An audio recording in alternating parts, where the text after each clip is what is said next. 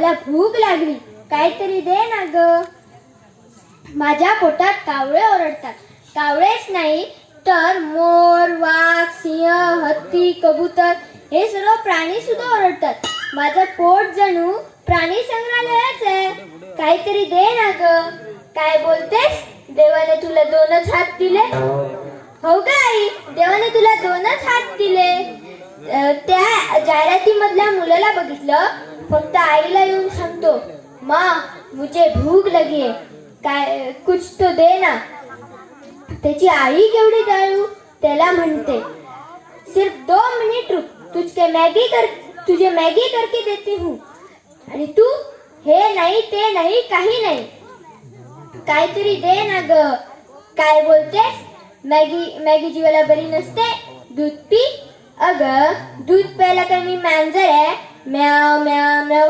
त्यापेक्षा आईस्क्रीम दे ना ग. काय बोलतेस? आईस्क्रीमने दात किडतात. अगं पेप्सोडॅन हे ना, ते जंतूंना ढिशूम ढिशूम करून मारतं. काय बोलतेस? ते सर्व खोटं असतं. हो ग बाई, ते सर्व खोटं असतं.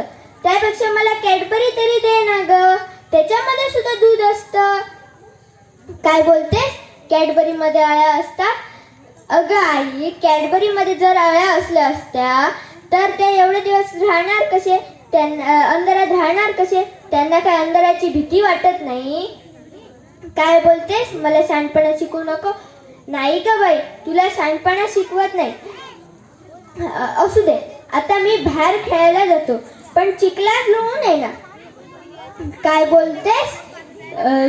मला माझे कपडे धुवून हात दुखतात, खेळायला जाऊ नको.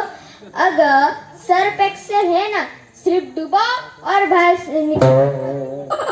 काय बोलतेस? काय बोलतेस? आता तुला काठी घेऊन मारायला येते. बाय बाय मित्रांनो.